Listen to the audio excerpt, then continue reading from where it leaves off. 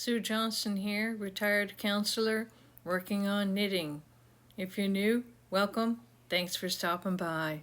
And for those who regularly stop by, thank you. I appreciate you.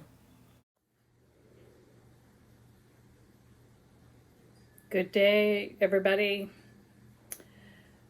I realized that I have been measuring my days by knitting. So, for example, I was thinking, okay, it's a little after 10 in the morning here, and I have to go to work around noon. And I was thinking, oh, great, I'll get this, YouTube thing done by noon, and then I won't have any time for knitting because then I have to go to work for the rest of the day. Well, all right, then I have knitting in the evening. What a hard life, right? Okay, so today I'm going to talk about the Uncomplicated shawl, and I will give some instructions in the description below so that you can follow along. And it's a beginning knitter set of instructions and idea. It's very uncomplicated. It's 2 rows and you repeat them.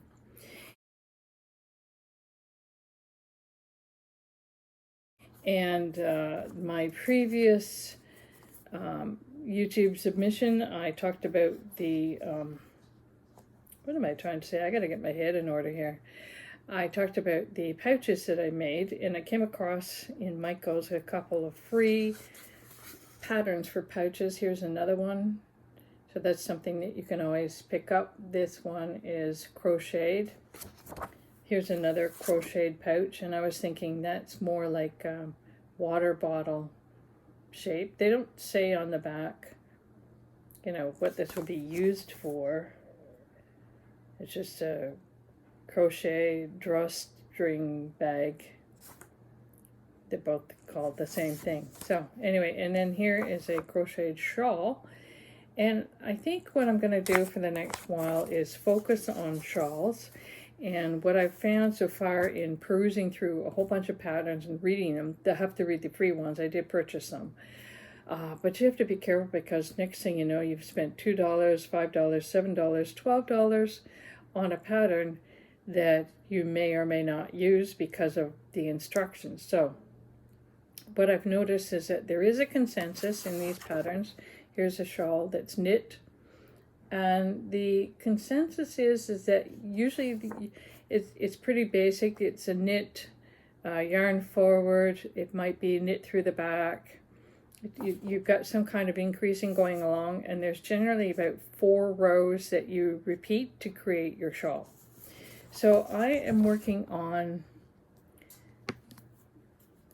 the one that I'm going to mention in today's information. I guess I've already started, so here we go.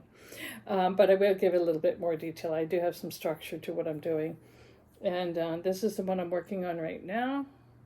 And I'm adding the eyelets, which is kind of easy to do. Now it's easy. One time it wasn't easy for me because I didn't know how to do it. Now I do know how to do it.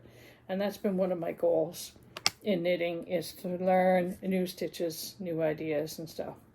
I didn't illustrate this bag. This is a pouch over your shoulder, and I made it large enough that I could carry a water bottle and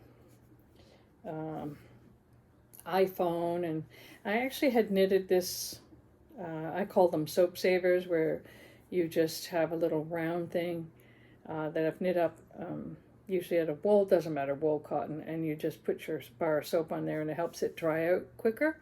So I had an extra one of those, and I sewed it onto the bottom of this bag just to create a bit of stability in the bottom of the bag. So also, if you happen to put your sunglasses in there, hopefully they're not going to stick through. And I crocheted these 3 strands just to make it a little bit easier. Yeah, crocheting is faster, so it's faster to crochet a strap than it is to knit back and forth, knit back and forth. So that is a bag I'm working on, or no, sorry, I finished it. There's the drawstring, and that's it. So I call it the summer bag. It's the kind of thing that, if you're going to the beach, you could throw your bathing suit in it, a few valuable items, and maybe not so many valuable items, because if you're going to be swimming, you got to be careful, right? We always have to be careful. It's too bad we live in a world like that, but 68, 69 years, it's been like that as long as I can remember. I do think it is getting a bit worse. And upcoming is a top that I'm working on. It's called, it doesn't look like much right now, but it's called the Ooh La La top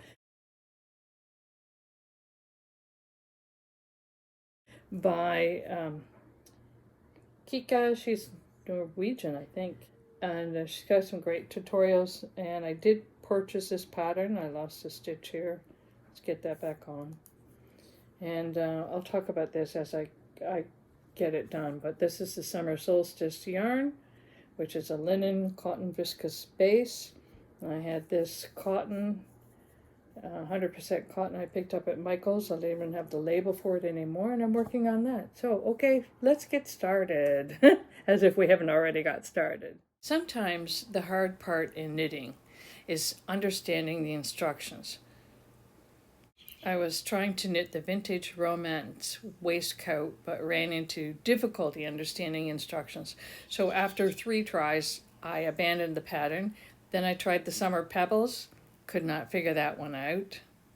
I talked to my knitting buddy about the summer pebbles. She was reading it, and it was going along explaining it, and suddenly she reached a point where she said, well, I just don't understand what this designer is trying to do here. So even she was mystified, and she, in my opinion, is a great expert at being able to read patterns and follow them and get a finished product. So I admire her for that. Honestly, most times when I knit, I want the pattern to be fairly easy to understand. I want to be able to understand why we're doing a yarn over or a slip stitch, to be able to know why I'm doing what I'm doing, to understand the end result, to recognize various stitches so I can know where I'm at if I get interrupted, and overall have it be a simple, easy process. I want to be able to recognize and distinguish the rows.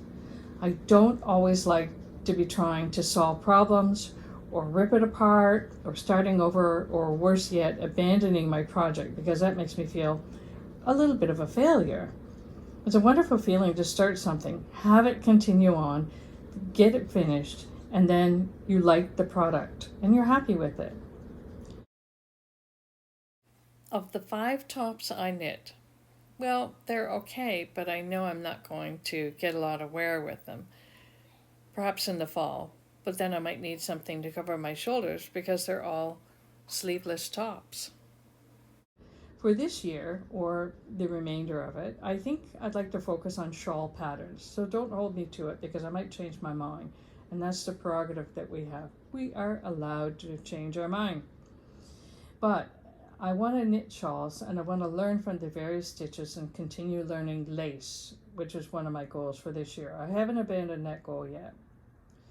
First, I'll major on a few basics and gain an understanding of the effects of the various stitches, like yarn over, and why it's where it is, and the effect, how to recognize that stitch, how to pick it up again if I've discovered I've dropped it. Also, I like shawls because you know what, there's no measuring. You can use almost any size wool and just start knitting away, and they fit. Unless you make them too small. I did try on one, and my husband says, I think it's a bit small, and he was right. I like shawls that tend to increase only on one side, as opposed to ones that where you're increasing on each end and have a middle pattern that you've got to follow. The problem is, I feel like I'm a little bit tense getting up to that middle line. Am I going to miss it? Because I've done that in the past, and then my middle line goes askew. I've used the midnight hour pattern quite a bit, and I've knit at least 3 using that, but you've got that middle section again. So the middle increase requires markers, and I hate using markers. I find them cumbersome to work over, to get your yarn over and get them on the needles properly. I also have a habit of missing the middle mark, so I'm just a little bit tense, and I want the knitting to be a relaxing experience. All of this is about training yourself to recognize patterns. Recognizing patterns means that there is a point where you say to yourself, okay, I know now where we're going with this. Or you might say, I know why this is here. I know what's coming up next. Being able to recognize a pattern, follow through with it, understand it, it all increases knitting confidence. As I learn the basics, then I can gradually vary the knitting. Basics in knitting and basics in life. As you learn the basics of either one of those, you can begin to vary it. And that's what artists do. They take some of the basic elements and they start manipulating them and moving them around to create something new, something that's unique and expressive. Life is like this. We need to learn the basics, gain the basics, which is food, clothing, shelter, having a means of income. And once you have those things settled, a routine in those elements, then you can begin to vary the pattern. An example I have is, I have food, I have shelter, much to my daughter's chagrin. Sometimes she wonders, Mom, do you have enough food in your fridge? Yeah, we just don't eat as much as you do anymore. I have food, I have shelter, I have clothing, and a means of income, my pension and part-time work. I have the basics. Those are my routine items. I count on them every day. Those basics help set the foundation for living, give a sense of security. Even though occasionally one or two of those items may be threatened, we might lose them or have no means to increase them. I have the basics settled. Now I can vary the routines by adding creative items of value to make my life interesting. And for me, right now, that's knitting, some crocheting, some woodworking, gardening, because the summer calls for that, picnics in the park, camping, time with family and friends. So those are some of my basics. And if you think about it, think about your basics, maybe even just write a list of what your basics are. Then you realize you've got a foundation, a routine that adds some sense of security, stability, gives you a sense of value and meaning, and then you can think about ways that you can vary that. Back to knitting. So try the basics in this uncomplicated shawl and let me know what you think. It may look simple. It's just repeating 2 rows, and it is simple. But as you go along, consider what you are learning, what you are gradually gaining in understanding, recognizing stitches, the placement, how they look, the overall gaining and recognition of work in progress, and then realize there's something that you can be proud of, even if you set it aside, abandon it, or decide that's just not what you want. You have gained something in the process, so think about that. When you're working on the uncomplicated shawl, look at your edging. The beginning of one row is going to have the eyelets. The other edge is going to be straight. That's going to be your knit 2 together edge. Learn to recognize those and you can help prevent problems or mistakes. With my pattern, instead of just doing a straight garter back and forth, and of course keeping an eye on your edgings, I have added some eyelets. As you continue working on the pattern, the work grows. It grows in width and it grows in back length. What I've shown previously was that so far my back length is about 7 inches. So you knit it as far as you want to go.